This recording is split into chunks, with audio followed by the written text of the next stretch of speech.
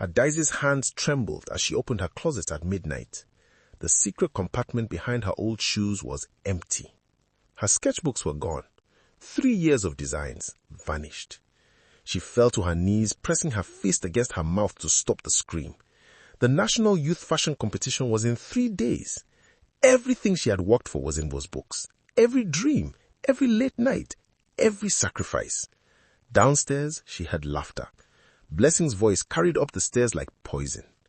Adaeze crept down silently. The kitchen light was on. Through the doorway, she saw flames dancing in the sink. Her stepmother stood there, feeding papers into the fire. "Mama, are you sure about this?" Ngozi's voice was uncertain. "Your sister thinks she's special," Blessing hissed. "Let her compete with nothing." Adaeze watched her designs turn to ash. Each page was a piece of her soul burning.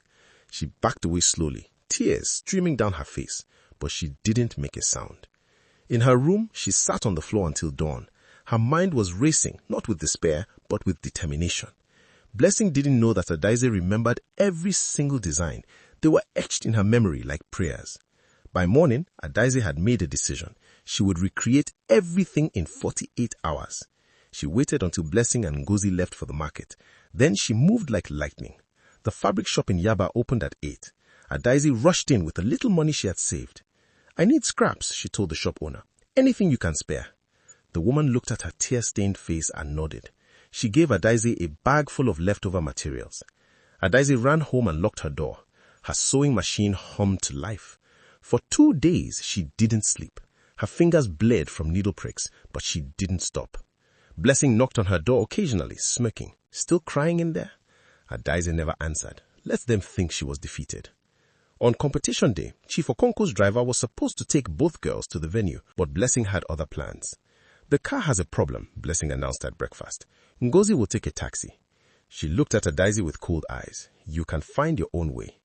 Chief Okonko was in Abuja for business. He had no idea what was happening in his own house. Adaeze had expected this. She had already arranged to take the bus with her garment bag. At the National Stadium in Sululele, the competition venue was buzzing with activity. Hundreds of young designers had come from across Nigeria. Adaeze found her booth and began setting up. Her hands were steady now. 3 booths down, Ngozi was arranging her designs with exaggerated confidence. She kept glancing at Adaeze and laughing.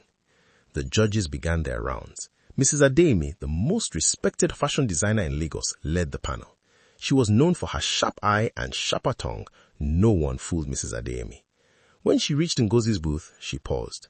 Her face showed nothing.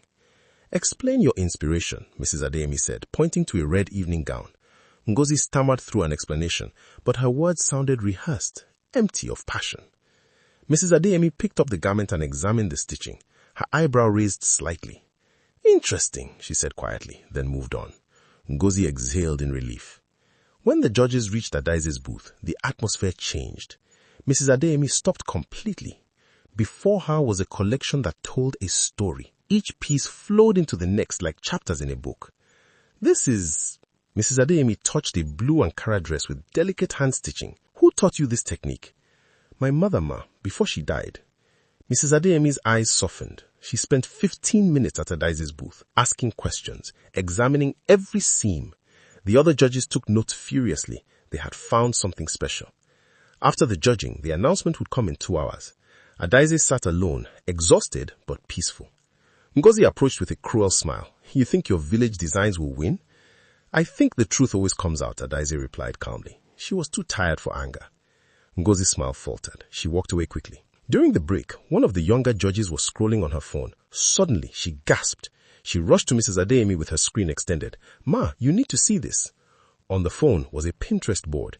Every single one of Ngozi's designs was there, copied exactly from foreign designers. Mrs. Adeyemi's face became stone.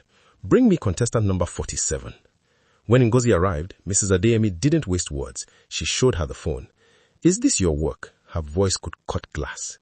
Ngozi's face went white. She opened her mouth, but no sound came out. "You are disqualified for plagiarism," Mrs. Adeyemi announced. "Security will escort you out."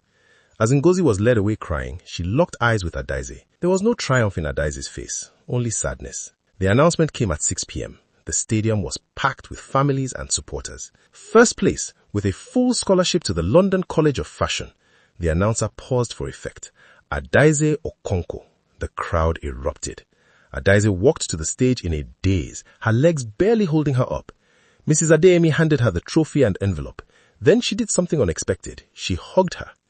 "I know talent when I see it," she whispered, "and I know struggle too." After the ceremony, Mrs. Adeyemi pulled Adaeze aside. "I want you to intern at my fashion house." "Ma, I'm still in secondary school," Adaeze stammered, "and my family." "I've already called your father," Mrs. Adeyemi smiled. "He's very proud." Adaeze's heart stopped. "My father knows." "Everything," Mrs. Adeyemi said gently, "including what happened to your designs." Chief Okonkwo had returned from Abuja early. When Mrs. Adeyemi called to congratulate him, she mentioned the story Adaeze had told about recreating her work. He demanded details. Mrs. Adeyemi, sensing something wrong, told him everything. At home that night, Chief Okonkwo was waiting in the living room.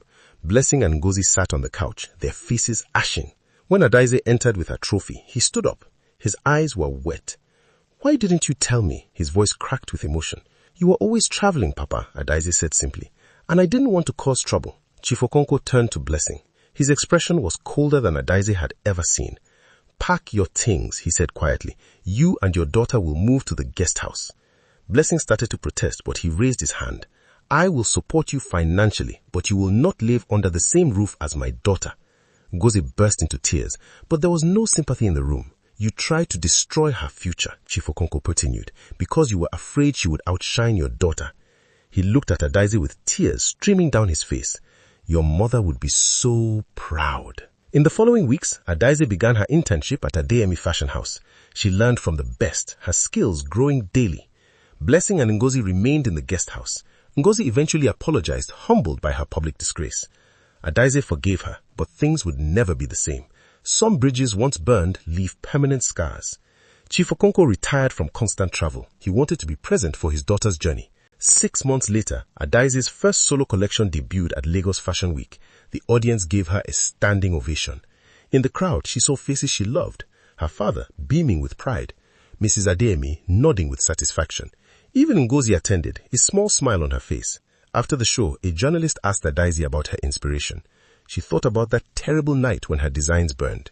"My mother once told me that fire can destroy paper, but it cannot destroy memory. True creativity lives in here." She touched her heart, then her head. The cameras flashed, capturing her wisdom. "Jealousy can burn your work, but it cannot burn your gift. What God has planted in you, no one can uproot." The interview went viral. Young people across Nigeria shared her words, finding hope in her story. Adaeze never forgot where she came from. She started a program teaching fashion design to underprivileged girls in Yaba. Every student who walked through her door received the same message. Your talent is yours alone. Protect it, nurture it, but never hide it. Years later, when Adaeze became one of Africa's most celebrated designers, people asked about her success.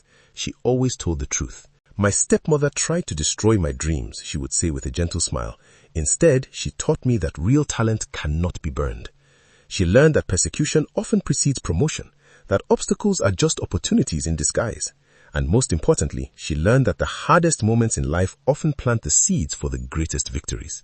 Blessing eventually apologized sincerely, broken by guilt. Adaeze forgave her completely, understanding that hurt people hurt people. Ngozi found her own path in marketing, no longer competing with her stepsister.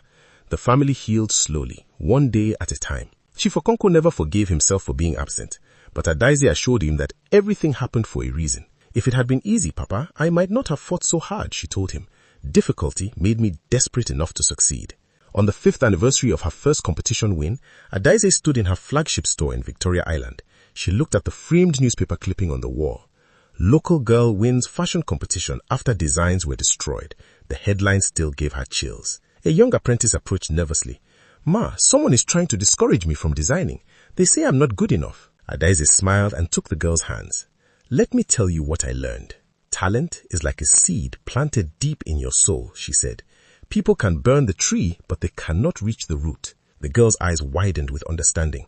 "So I should keep creating?"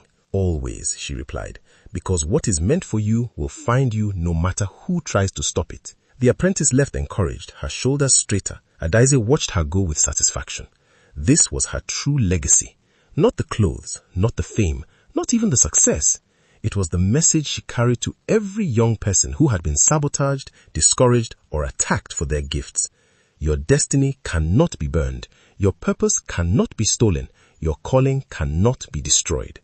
The fire that was meant to end her story became the spark that lit her way to greatness.